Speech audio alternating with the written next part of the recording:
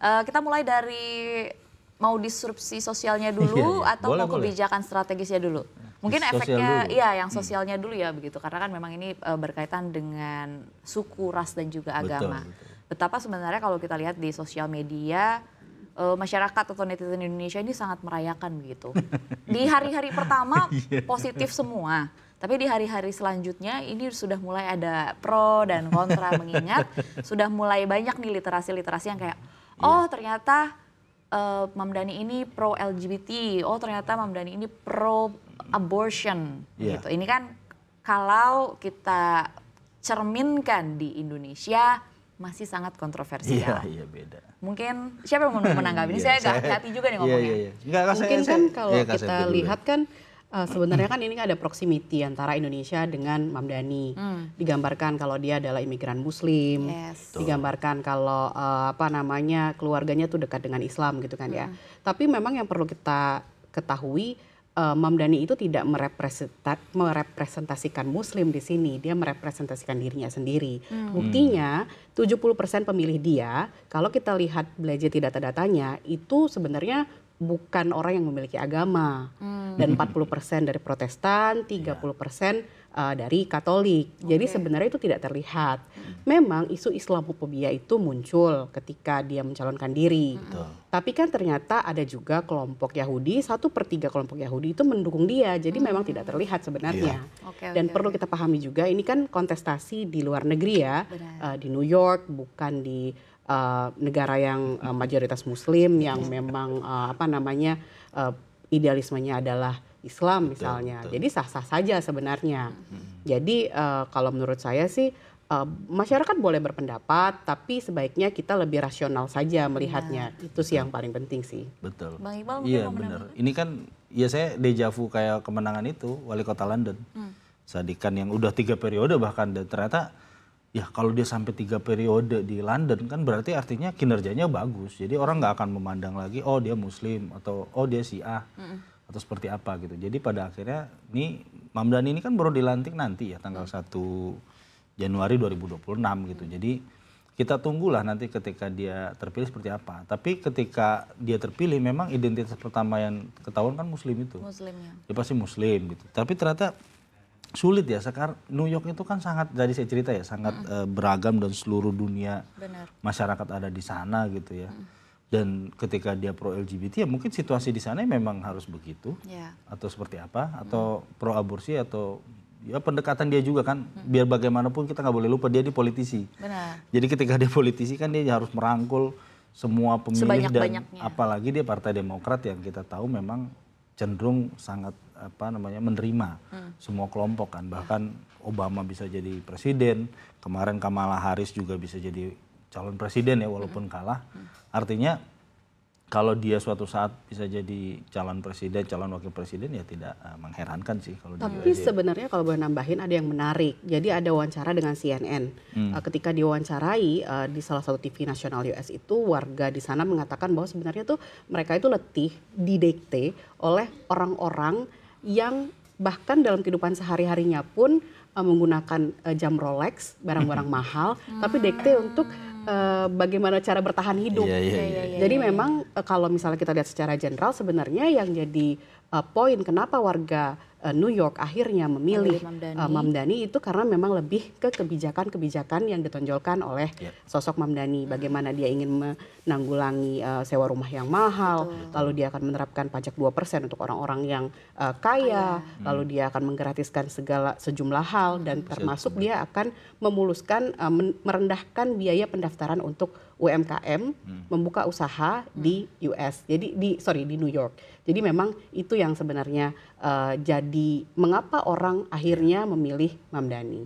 Dan lagi pula Cuomo itu kan kalau kita lihat, Cuomo itu kan sebenarnya identik sekali dengan pelecehan seksual karena pernah ada kasus sebelumnya. Lalu kan ada juga kalau Slavi kan kita tahu sendiri kan, Trump itu kan New York adalah kota imigran. Trump sangat tidak suka imigran. Itu juga akhirnya membuat orang-orang kan berpikir di antara 3 ini yang mana yang better yang mungkin makanya jatuh pilihannya ke Mamdani. Oke. Saya mau menanggapi sedikit berkaitan dengan tadi Mbak Sefty bilang bahwa sebenarnya ini kan pemilihan terjadi di Amerika Serikat yang sebenarnya distorsi, sebenarnya pemimpin ini memeluk agama apa itu tidak terlalu tercermin. Tapi gara-gara dialog ini saya sempat telepon teman saya yang tinggal di New York, tapi memang dia tidak permanen, dia hanya kuliah saja di sana, tapi dia bilang bahwa efeknya sebenarnya sudah mulai terasa. Karena sesederhana sebelumnya dia kalau mau sholat saja harus menjelaskan dulu ke orang-orang sholat itu ngapain. Karena kan segitunya begitu New York beragam orangnya begitu. Jadi begitu dia bilang I want to pray, kayak orang nanya pray what kind of prayer did you do? Ya dengan terpilihnya Mamdani dia bilang lihat aja wali kota kita ngapain gitu. Ternyata memang mau tidak mau harus kita akui bahwa memang pemimpin yang akhirnya terpilih dia mewakili kelompok mana ternyata berpengaruh juga terhadap sosial begitu. Itu satu. Kedua mungkin yang menarik juga untuk dicermati adalah berkaitan dengan narasi yang beredar di media sosial. Saya sempat riset dikit karena kan betapa netizen Indonesia ini hype banget begitu ya dengan terpilihnya Mamdani. Tapi sebenarnya langsung ditabrak nih, emang netizen ini suka konflik aja ya. Berandai-andai apabila Mamdani ini menerapkan kebijakan-kebijakannya di Jakarta, gitu. Kira-kira seperti apa yang akan terjadi? Jakarta kan juga sebenarnya sangat beragam ya, maksudnya ya Jakarta gubernur ya pemimpinnya, tapi kan sebenarnya dia itu adalah kota kan sebenarnya, jadi pemimpinnya tapi gubernur. Mungkin kalau disamakan dengan New York ya oke lah, mungkin 11-12 secara gitu. area Secara dan kultural jumlah. gitu ya, kita kan bertiga juga dari daerah yang berbeda, dari agama yang berbeda juga gitu ya. Jadi memang kalau diterapkan di Indonesia mungkin untuk beberapa hal ya bisa sama aja. Jakarta kan isunya mirip-mirip New York juga gitu. Sebagai kota mungkin bukan metropolitan lagi ya, udah levelnya udah megapolitan gitu ya. Tapi cerita temannya Dina itu menarik gitu, karena itu bisa terjadi mungkin karena pemimpinnya juga dari Partai Demokrat gitu. Mamdani ini juga Partai Demokrat. Saya rasa kalau Partai Republik juga akan sulit juga gitu, misalkan yang menang gitu ya. Dan memang trennya saya lihat memang sekarang para pemimpin itu mungkin berlomba-lomba untuk menjadi sosialis atau menjadi kiri lah bahasanya begitu ya. Inklusif adalah ya seolah-olah menjadi kiri gitu. Tapi yang jadi catatan memang masalah tadi, masalah gaya hidup, masalah dia menggunakan apa. Itu sekarang saya rasa di jalan pun sekarang kita udah mulai merasakan ya, nggak berisik lagi kan di jalan gitu. Artinya publik itu juga sejak kejadian yang kemarin ya di Nepal dimanapun di dunia. Ini tuntutan yang sama, ternyata di New York pun tuntutannya sama juga. Mereka pengen pelayanan publik yang terjangkau, yang berkualitas, tapi ya pejabatnya juga nggak usah yang aneh-aneh gitu loh. Ini sama sebenarnya kalau boleh menanggapi sedikit, saya tuh sempat kontak-kontakan sama imam masjid New York, udah Pak naik Samsi beritanya Ali. ya? Kita pernah kontak-kontakan pas waktu itu kan ada viral video bagaimana dia bersama beberapa tokoh-tokoh Muslim di US mendoakan, termasuk membacakan salah satu surat ya Al-Fatihah kalau tidak salah ya. Nah, jadi memang ada harapan dari komunitas Muslim di sana untuk setidaknya persatuan lebih dijaga, persatuan lebih tercipta dengan terpilihnya Mamdani di sini, karena friksi itu sangat terlihat ketika apalagi perang Israel dan Hamas terjadi di Gaza, ada Islamofobia yang terjadi, terus ada juga kelompok-kelompok Yahudi yang merasa mereka juga diintimidasi. Jadi dengan ini sebenarnya diharapkan justru persatuan antar agama terjadi di New York. Jadi lupakan hal-hal yang memecah belah seperti itu. Benar-benar. Lebih ke sana. Coba kalau untuk Indonesia sendiri sepertinya kalau saya sih lebih melihat ekonominya sih sebenarnya. Untuk sekarang mungkin memang tidak begitu terlihat karena kan apapun yang dilakukan kota kan tidak begitu signifikan dibanding pemerintah federal.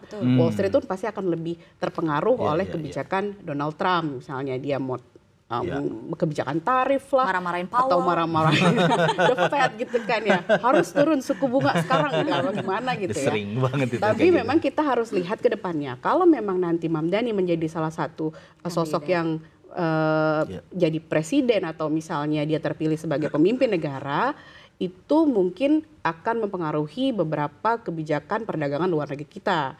Contohnya seperti ekspor untuk fossil fuel atau ekspor batu bara gitu, karena dia trennya lebih cenderung ke green economy. Atau misalnya balik lagi ya berarti. Ya, lagi dia ya, lebih ke Biden. green economy. Lalu kalau apa yang sudah dibatalkan oleh Trump. Iya. Jadi memang tapi di sisi green economy mungkin Indonesia akan lebih dapat banyak kesempatan karena kan kita sebagai pengekspor panas bumi terbesar misalnya, yang kayak solar panel dan segala macam kan gitu kan, kita punya tenaga itu gitu, seperti itu sih. Oke, kalau kita bicara strategisnya nih, dari tadi belum kita bahas soalnya berkaitan dengan free bus, kemudian sewa penyewaan tempat tinggal yang akan ditentukan harga tertingginya. Sebenarnya kan ya benar ini adalah kebijakan-kebijakan yang tergolong populis begitu. Tapi di sisi lain kan kita harus memikirkan dampak ekonomi. Katakanlah soal free bus. Sama sih sebenarnya, saya juga tadi karena telepon teman saya, apa sih concernnya berkaitan dengan free bus ini? Sebenarnya adalah karena Brooklyn dan Manhattan ini adalah jumlah penduduk homeless-nya sangat banyak. Ini yang akhirnya menjadi concern, dan homeless-nya ini sampai tinggal di dalam gerbong kereta api. Kan ini yang menjadi concern kan akhirnya. Itu berkaitan dengan free bus. Yang kedua adalah berkaitan dengan tempat tinggal. Kalau kita bicara berkaitan dengan rantai pasok, saat ada supply ada demand begitu. Betul. Apabila ditentukan harga eceran tertinggi, saya nggak tahu istilah tepatnya seperti apa, tapi kayak kalau ditetapkan harga tertingginya sekian, apakah itu tidak merusak rantai pasok dari sewa properti di New York City? Iya. Itu Mungkin menarik juga sih, karena isu homeless kayaknya itu sisi gelap lah ya, maksudnya di beberapa kota di US ya. Tapi saya jujur ya, kalau untuk New York ini kan memang ya karena dia pusat ekonomi dan bisnis, dan yang belum kita tahu juga kan sebenarnya hubungannya dengan pemerintah negara bagiannya ya. Karena dia kan bagian dari, ibaratnya kayak Jakarta Selatan ini kan bagian dari Jakarta gitu ya. Jadi bagaimana juga relasi dia dengan gubernurnya juga gitu. Jadi saya kalau untuk kampanye sih masih oke lah ya, kalau untuk janji-janji begitu ya. Apakah nanti berpengaruh kepada pengembang, kepada apa, itu kan sama aja, di sini juga begitu. Tapi ketika nanti dia menjabat sih, kita juga harus mantau juga nanti, jangan-jangan dia juga akan mengalami kesulitan gitu untuk mengeksekusi kebijakan-kebijakan itu, karena apalagi New York kota bisnis ya, pengusaha kan pasti nggak suka lah diatur-atur terlalu ketat gitu. Tapi memang isu masalah homeless, transportasi umum itu kan basic ya di semua kota besar dunia, kayaknya di Jakarta pun juga harus diselesaikan, dan ini yang jadi komitmennya dia gitu loh. Ya memang sih itu menjadi tantangan ya, karena kan waktu itu ditanyakan ke Mam Dhani, bagaimana Anda akan mendanai segala sesuatu, kebijakan-kebijakan Anda seperti bus gratis, lalu sewa rumah yang rendah.